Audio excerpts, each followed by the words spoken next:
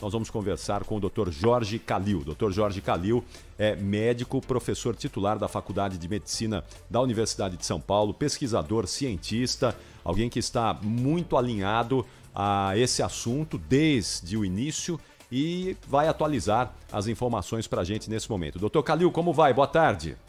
Olá, Caprati, uma boa tarde para você.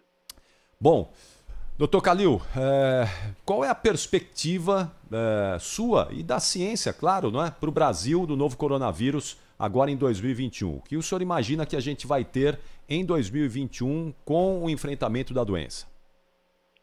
Bem, Caprati, nós temos que, por enquanto, em todo o Brasil, temos que cuidar muito, principalmente nesse fim de ano e depois mesmo no verão, evitar aglomerações, usar máscara, porque nós ainda não estamos livres do vírus.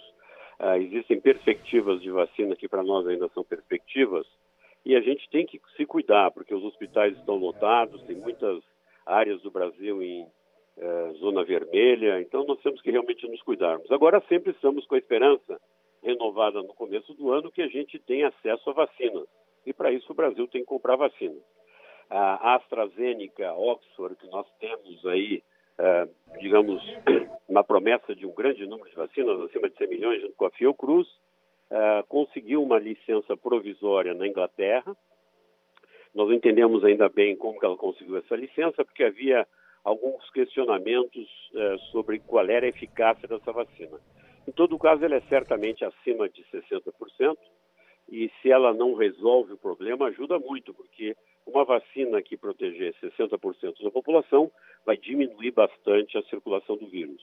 Continuamos na expectativa da Coronavac, nós não tivemos nenhuma notícia como é que ela está funcionando, e existem aí várias outras vacinas que estão em fase final de teste e que o Brasil poderia se adiantar, talvez comprar algumas dessas vacinas em fases finais, mesmo que não tenham ainda sido demonstrada eficácia, porque senão a gente fica para trás de novo e não tem nada.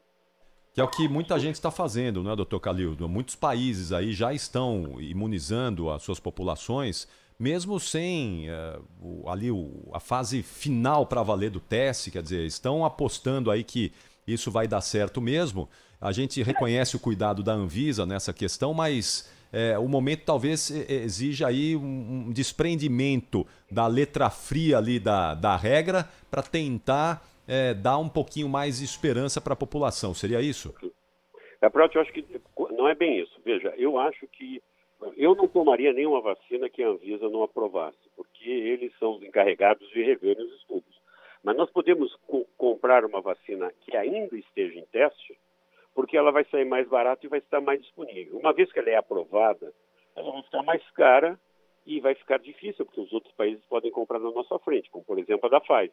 A Pfizer fez os testes no Brasil, nós podemos, no momento que ele está fazendo o teste, comprar, com algum risco, é claro, há risco. Mas se a vacina não funcionar, não funcionou. Mas o dinheiro que é gasto é muito pequeno comparado com os danos que a doença causa. Todo o mundo ocidental só usa vacinas que foram aprovadas. Quem começou a usar vacinas digamos que não tenham passado a fase final de teste, foram os russos, né? com a Sputnik, e também algumas vacinas foram administradas na população chinesa sem terminar os testes. Não é um hábito que eu aconselharia. Nós temos que saber com o que a gente está falando, mas a gente pode comprar no risco, ou seja, comprar sem ter certeza de que vai funcionar, e aí depois, se funcionar, usa, se não funcionar, descarta, mesmo que isso custe algum dinheiro. Como eu digo, não é nada pelo problema econômico que causa. Só para dar um exemplo para você. O Canadá, antes das vacinas terem sido aprovadas, comprou diferentes tipos de vacinas que eles achavam que tinham uma chance boa de serem aprovadas, de tal forma que a quantidade de vacinas que o Canadá comprou daria para vacinar 6 vezes a população. Ou seja, você poderia vacinar 6 vezes a população do Canadá com a quantidade de vacinas que eles compraram. É claro que eles não vão usar tudo, bem que eles podiam até vender para nós aqui no Brasil o que for excedente. Mas eles tiveram essa precaução de ter mais e poder escolher o que precisa. Os Estados Unidos, eles também, através da operação que eles chamam de velocidade de torpedo, Warp Speed, chama em inglês, eles investiram nas grandes empresas americanas que tinham chance de ter uma vacina aprovada. E eles têm aí pelo menos o dobro de vacinas já adquiridas antes mesmo de elas terminarem os estudos.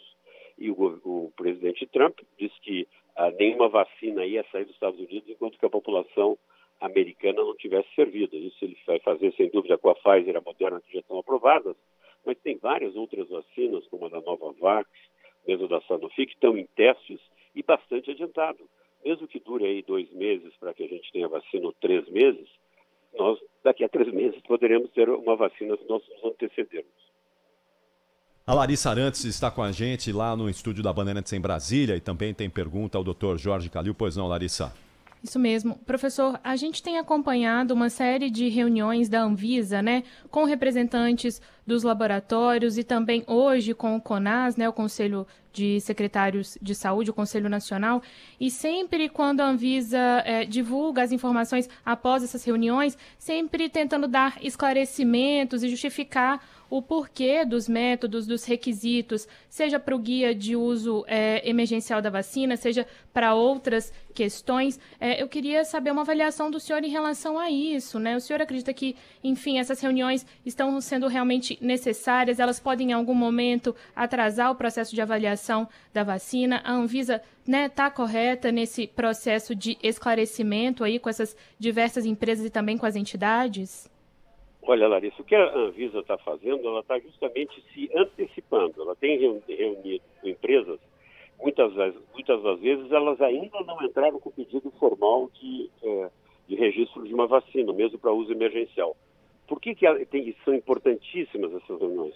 Porque as empresas apresentam todo o sistema de desenvolvimento da vacina, apresentam já os resultados de fase 1, apresentam os resultados de fase 2, mesmo que não tenham ainda os resultados de fase 3, e mostram também toda a sua capacidade produtiva, ou seja, quais são os critérios que são utilizados para fazer as boas práticas de fabricação, que são essenciais. Nós não queremos pegar um produto que não está seguindo as regras de fabricação, que são muito restritas para produtos biológicos.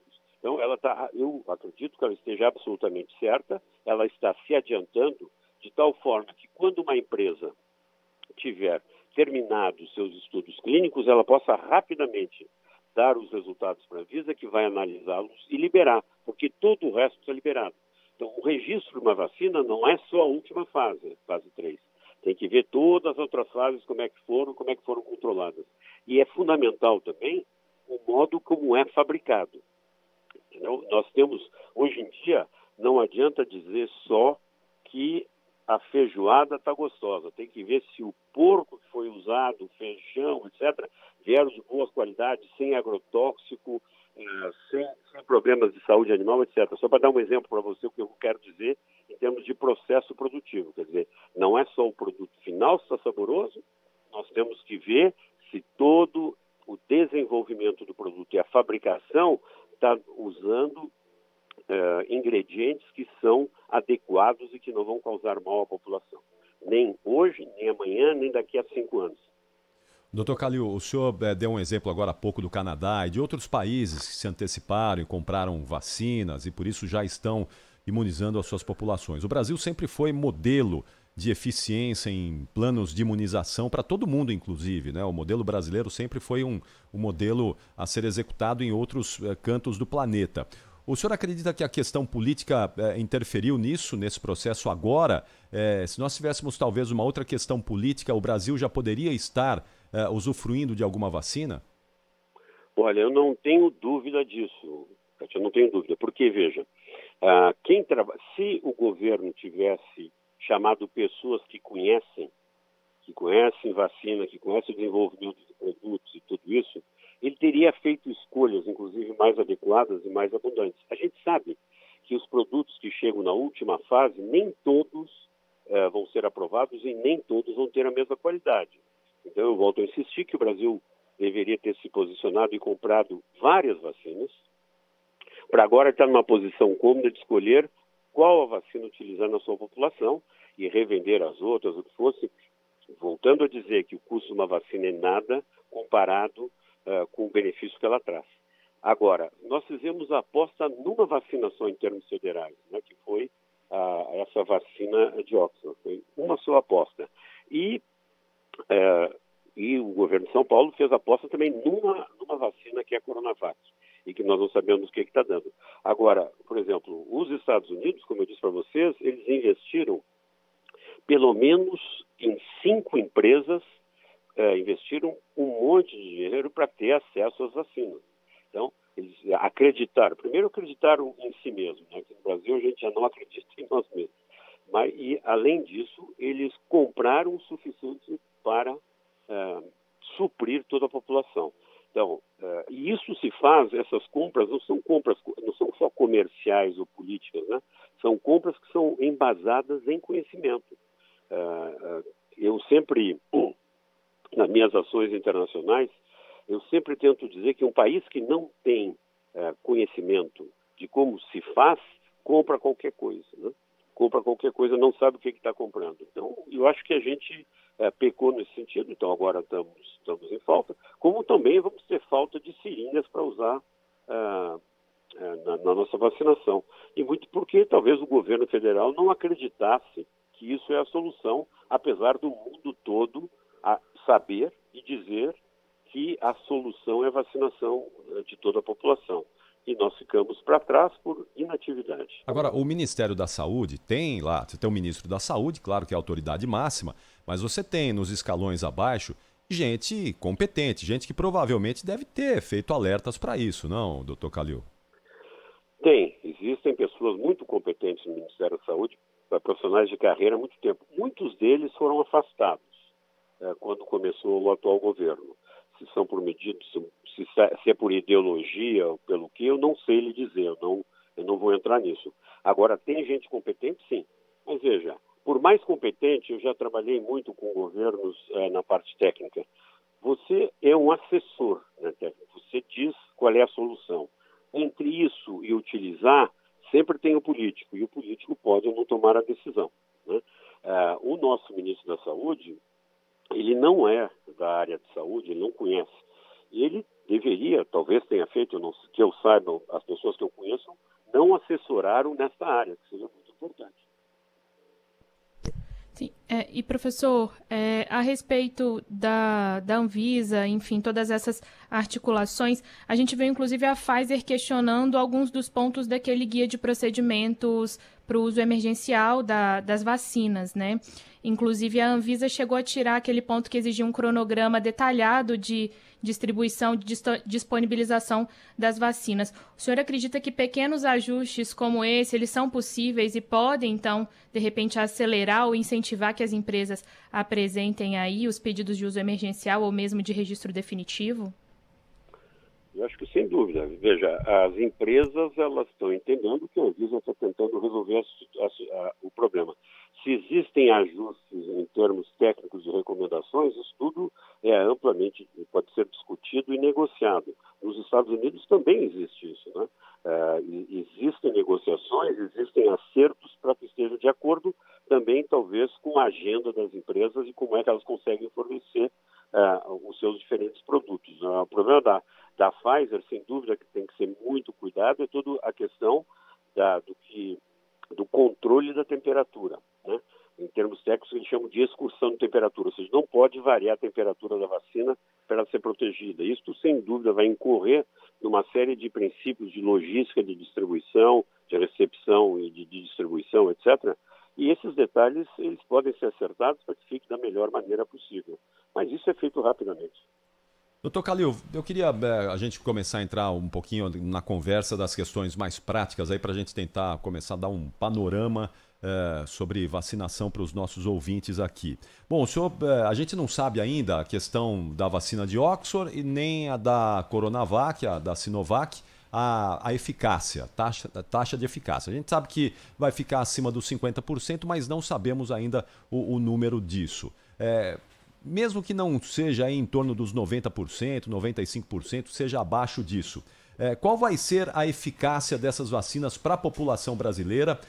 Como elas vão proteger o cidadão brasileiro? E se mesmo que não tenha esse número de 90%, 95%, Essas vacinas com essa taxa de eficácia em torno de 60%, 70%, já podem garantir que a pessoa, ao contrair o novo coronavírus, pode pelo menos não desenvolver a forma grave da doença?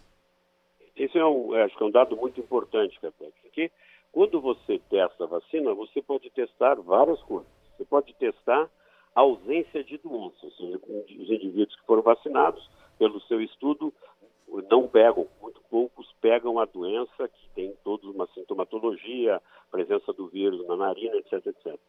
Pode ser que ela não proteja o indivíduo de ter doença, mas o indivíduo vai ter uma doença leve. Então, ele não vai ter doença grave. Isso já é um auxílio muito grande, porque diminui muito a pressão nos hospitais e diminui muito o número de mortes como consequência. O ideal da vacina é que ela, inclusive, esterilizasse, que o indivíduo não tivesse, se o vírus chegasse perto dele, desaparecia. Mas a gente não sabe ainda muito dessas vacinas que protegem contra a doença se o indivíduo não pode estar com o vírus no seu nariz e está espalhando por aí. Isso é uma outra etapa de estudos que está sendo realizada, mas que a gente não tem dados suficientes. Então, qualquer vacina que proteja de letalidade, ou seja, de doença grave, é muito importante para nós.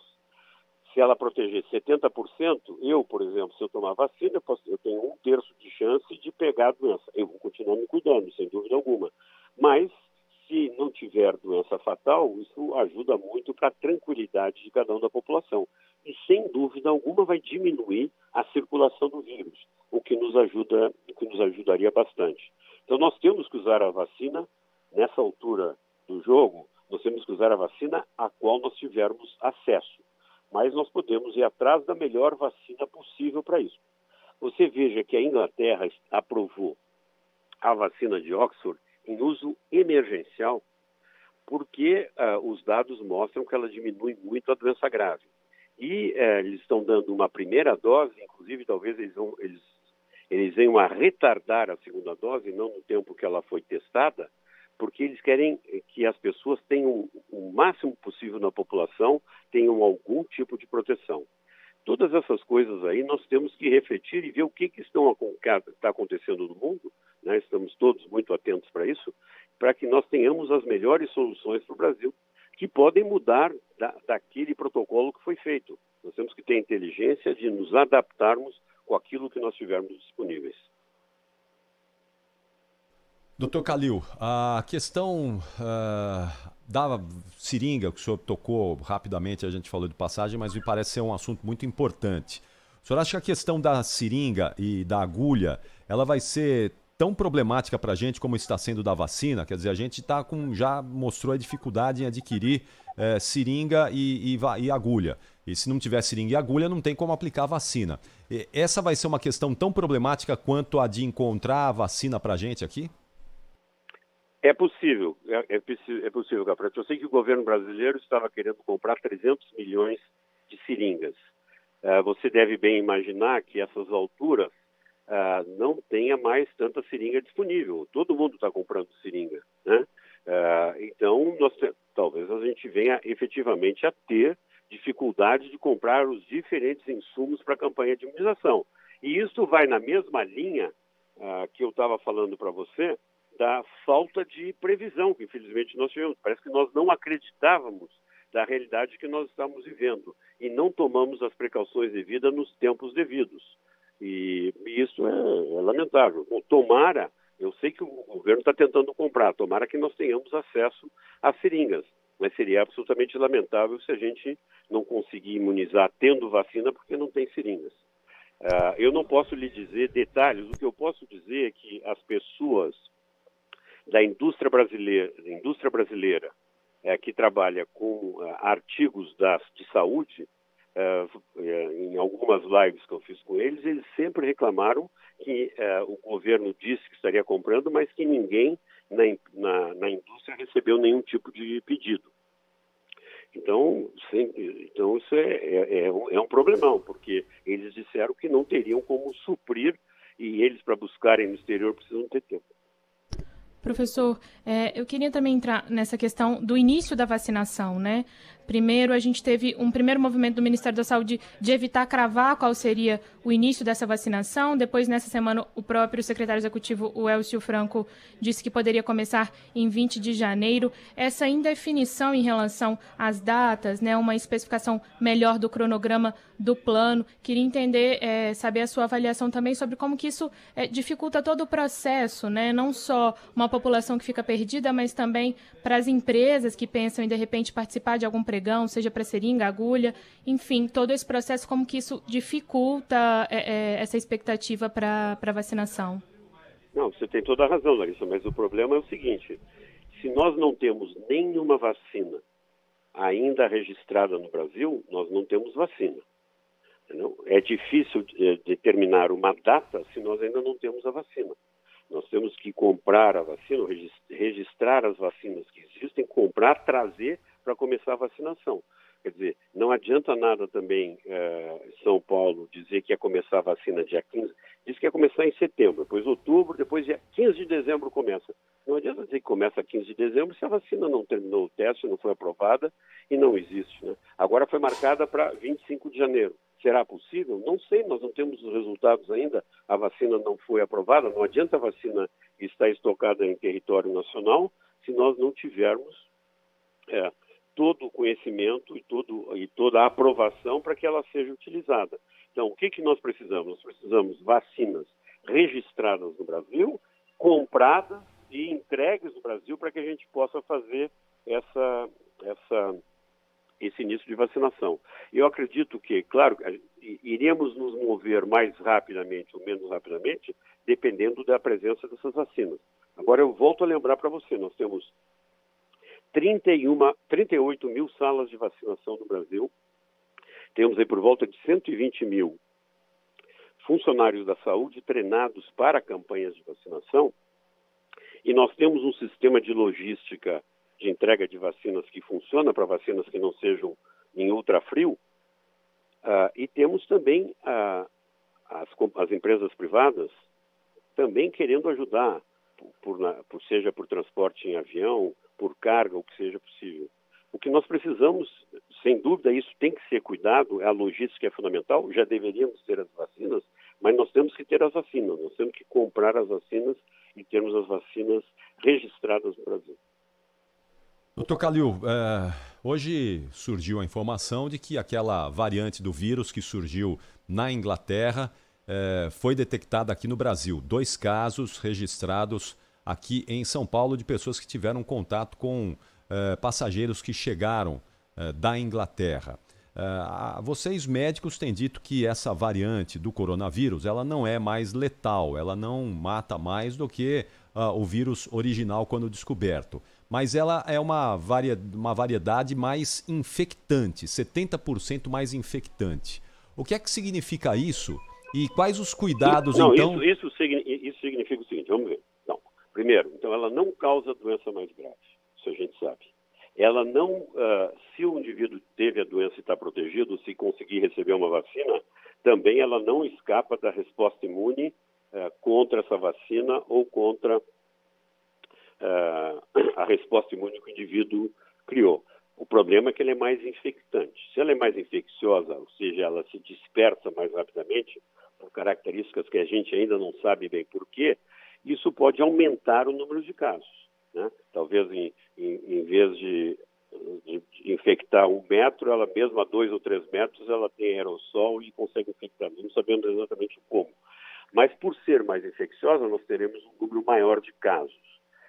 Ao ter um número maior de casos, nós vamos de novo sobrecarregar o sistema, porque, veja, mesmo que ela não dê uma doença mais grave, mas tendo mais casos, o problema fica muito maior. E por isso que a Inglaterra está desesperada, e eu vejo esta razão de ela utilizar a vacina de Oxford, que ainda estava definindo qual é a melhor dosagem a ser utilizada, porque a gente sabe que ela evita a doença grave. Então, eu não estaria preocupado com a gravidade, ou seja, a gente chama em medicina a morbidade da doença, mas sim a infectividade. Nós vamos ter muito mais casos e aí a gente não dá conta do recado. Você veja que nós estamos já com bastante casos ocorrendo em todo o Brasil, e essa variante, ela se sobrepõe às outras e vai tomando o caminho e vai se ficando cada vez mais infecciosa. Então, as medidas são sempre as mesmas, né, Capriotti? Nós temos que evitar ficar doente, evitar as aglomerações, enquanto nós não tivermos a vacina. A partir de que momento, quando a vacina é aplicada, ela já começa a ter já começa a ajudar o indivíduo a evitar contrair o vírus e a doença? A partir da primeira dose, e de quantos dias dessa dose aplicada que já começa a ter efeito a vacina, doutor Calil? Isso aí varia de vacina para vacina, né? Olhando os resultados em detalhe, por exemplo, da vacina da Pfizer e da Moderna, eu lhe diria, isso aí não é oficial, estou lhe dizendo numa entrevista de rádio, não está publicado isso, mas olhando os resultados em detalhe, a gente vê que após a primeira dose, 15 dias após a primeira dose, a grande maioria das pessoas já está protegida. São raríssimos os casos das pessoas que se infectaram depois de 15 dias da primeira dose. Mas isso é essa vacina. Outras vacinas precisam 3 semanas ou 4 semanas para que o sistema imune se organize já na primeira dose. Mas a primeira dose, a gente sabe que para muitas dessas vacinas não é definitiva.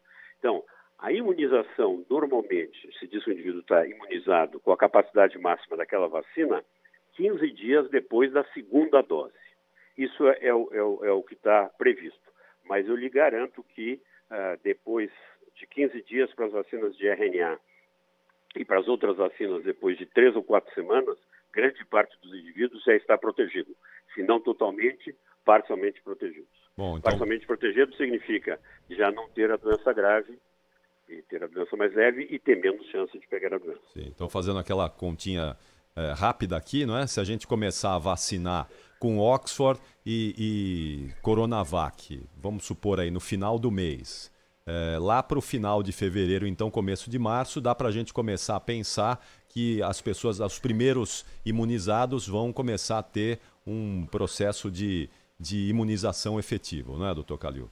Exatamente. Agora vamos ver se a gente consegue realmente vacinar rapidamente dentro das prioridades, né? A primeira prioridade são o pessoal que trabalha na saúde, pessoas acima de 75 anos e indígenas também, porque eles foram muito afetados, eles são muito suscetíveis a essa doença. E depois nas outras faixas etárias, os outros grupos profissionais que são importantes, que são muito expostos, né? E veja, muitas dessas pessoas, se nós formos ver essas pessoas que estão mais expostas, como por exemplo motorista de ônibus, se nós fizermos estudos sorológicos, certamente entre 40% e 50% já tiveram exposição ao vírus. Vamos lá, Larissa. E professor, em relação a essa nova variante do coronavírus, quando a gente pensa em reinfecção, possibilidade de reinfecção, aumenta essa chance ou não tem, essa relação não pode ser tão direta assim? Não, então isso é que sem dúvida é uma grande preocupação quando a gente fala que haja algum tipo de mutação, porque a gente logo pensa na mutação que faz com que o vírus não seja reconhecido pelo sistema imune da mesma forma e aí escape e tenha reinfecção. Não é o caso. Esse vírus, ele teve a mutação em outras, embora seja na proteína da espícula, eu não quero ser técnico, ele não se mostrou que ele escape ao sistema imunológico. Pelo menos por enquanto não tem. Isso foi bem estudado, que isso é uma grande preocupação. Então, esse novo vírus, ele não vai escapar nem da vacina, nem da pessoa que já teve a doença. Não vai se reinfectar porque tem esse variante, essa mutação. Essa mutação, ela melhora o que o pessoal diz em inglês, o fitness, quer dizer, a saúde do vírus, né? Ele fica mais em forma para infectar, mas ele não causa nem doença mais grave, nem escapa ao sistema imune de quem já se imunizou com o vírus que estava correndo anteriormente. E reinfecção, doutor Calil, essa é uma realidade? Há caso, a gente já sabe que tem um ou outro caso, mas a gente corre o risco de começar a ver muitos casos de reinfecção também da doença? Eu vou te dizer o seguinte, Capriotti, a maior parte das pessoas que se diz que foram reinfectados teve algum problema de realização dos exames, pelo menos os casos aí que eu tive dando uma olhada. São pouquíssimos os casos de reinfecção. Então, em princípio, pelo menos por enquanto, as pessoas que tiveram a doença têm muito menos chance de pegar a doença. não tem reinfecção. Os casos de reinfecção pode ser ou porque o indivíduo estava exposto demais, então a carga viral foi muito grande por algum problema. Agora, como eu volto a lhe dizer, tem aí algumas pessoas famosas que disseram que estavam reinfectadas, estavam com caso grave. Quando nós fomos ver, o primeiro diagnóstico foi feito aqueles testes rápidos de farmácia, e muitas vezes dão falsos positivos, não tem um valor maior se não forem acompanhados de sintomatologia e de outros testes que verifiquem a presença do vírus. Então, nós temos que ter muita cautela. Eu sei que a população está acompanhando muito de perto o que se faz na ciência, e quando vê um ou outro caso relatado de reinfecção, pensa que todo mundo vai se reinfectar logo, a gente nunca vai chegar a uma imunidade coletiva, imunidade de rebanho, e que a vida ficaria um caos. Mas não é o caso. Os casos de reinfecção, volto a dizer, são ainda bastante raros, pelo menos aqueles que a gente consegue realmente verificar que houve reinfecção e que não foi simplesmente algum exame mal corrido, mal elaborado ou mal interpretado. Então, não temos que nos preocupar com reinfecção por enquanto. Pode ser que daqui a algum tempo isso venha a ser uma realidade, né? Quer dizer, a imunidade do pessoal que teve a doença lá atrás, em Wuhan, ou os primeiros que tiveram na Itália, quando a doença chegou na Europa, se começarem a ter muitos casos de reinfecção, isso está todo mundo atento, isso vai ser relatado, aí a gente vai começar a pensar que a imunidade demora, ela sei eu, 10 meses, 11 meses, 12 meses, e que depois o indivíduo fica bastante suscetível. A outra coisa que tem é que as pessoas muitas vezes procuram fazer exame para ver se tem anticorpo e dizem, eu não tenho anticorpo, então eu não estou mais protegido. Não existe isso. As pessoas que tiveram a doença estão protegidas até a segunda ordem, digamos. E o resultado de um exame de sorologia que as pessoas fazem, se mesmo que tenha dado negativo, não significa que elas estejam suscetíveis novamente. Não significa. Perfeito. Bom, e nós fomos bombardeados por fake news durante esse ano todo, esse ano da pandemia, não é? Muitas notícias falsas e muitas vezes notícias que vinham, inclusive, de autoridades, não é? Então, para a gente fechar o ano aqui e reforçar se há, eventualmente, alguma notícia nova em relação a isso. Medicamentos contra a Covid-19. Cloroquina, hidroxicloroquina, azitromicina, ivermectina, anita. Qual é a efetividade desses medicamentos no combate à doença, doutor Kalil? Olha, nenhum desses medicamentos realmente se mostraram realmente úteis contra essa doença. Tem muita gente que usa e fazem casos e relatam casos que são ocasionais. Quer dizer, a doença ela pode ter toda a graduação. Tem pessoas assintomáticas, levemente sintomáticas e pessoas que terminam morrendo. Aí diz, meu vizinho tomou e a doença foi leve. Não quer dizer nada, porque isso tem que ser feito em estudos muito grandes, com milhares de pessoas. E não se conseguiu provar que esse tipo de medicação realmente funciona. Então, nós não temos uma boa medicação para tratar os casos iniciais da doença.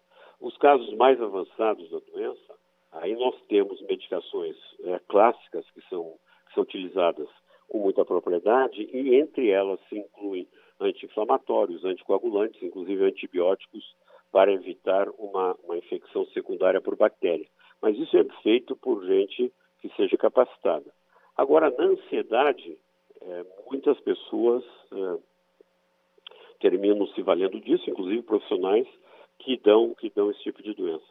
Você sabe, Caprato, se você vai no médico, o médico vai lá, ele examina, não pede nenhum exame, não dá nenhum remédio, muita gente fica dizendo, mas ele não me tratou nada. Não, mas se não havia necessidade ou se não estava adequado o tratamento, é isso que o médico tem que fazer. Agora, tem que ficar atento e no início dos problemas mais graves, que são relacionados à respiração, aí sim ajudar o paciente, tratar o paciente. E o senhor diria que a gente termina esse ano, aquela pessoa que contrai a doença e desenvolve a forma mais grave, ela tem hoje uma chance maior de sobreviver do que aquele paciente que contraiu a forma grave da doença no início da pandemia, lá em março e abril? Capricho, eu não tenho dúvida disso. Nós aprendemos muito, a medicina aprendeu muito como lidar com a doença. Então, sem dúvida, isso melhorou demais. Hoje as pessoas, a morbidade está menor para o mesmo número de casos, porque a gente trata melhor. É claro que isso pode dar sobrecarga em hospitais, às vezes as pessoas podem não ter acesso a todos os recursos necessários, porque não tem, porque algum desses hospitais pode estar sobrecarregado. Mas, de uma forma geral, eu diria que, sem dúvida alguma, tratamos muito melhor essa doença do que lá em março, quando ela apareceu aqui no Brasil. Muito bem, muito bem. Mais alguma coisa, Larissa, ou podemos liberar o Dr. Jorge Calil? Não, acho que a entrevista foi ótima, né? Esclareceu muita coisa pra gente, pro ouvinte. Sim, certamente. Dr. Jorge Calil, que é uma autoridade. Aliás, eu gostaria de convidar os nossos ouvintes. Eu, aqui na Bandeirantes, eu também tenho um outro... São 2 podcasts que eu desenvolvo aqui, o do Fôlego e o Bandeirantes Ciência e Saúde. E um dos meus convidados do podcast do Bandeirantes Ciência e Saúde é o Dr. Jorge Calil. Se você procurar aí no seu agregador de podcast, agregador de conteúdo, no Spotify, no Deezer, na Apple, enfim, procure lá Bandeirantes Ciência e Saúde, um dos episódios com o Dr. Jorge Calil, que é imperdível, um soldado no combate às doenças e um cientista importantíssimo nesse momento aqui que o Brasil conhece. Dr. Jorge Calil, muito obrigado por nos atender aqui mais uma vez. Um ótimo ano ao senhor, à família aí. Um bom trabalho, um bom início de 2021 aí, porque vai ter muito trabalho ainda em 2021. Não tenho dúvida que continuaremos com muito trabalho. Muito obrigado, Capriotti Larissa, pela entrevista. Espero que seja esclarecedora e um muito bom ano para você e que vocês consigam se vacinar, talvez ainda no primeiro semestre. Vamos acreditar. Tomara. Obrigada, Muito obrigado. Professor.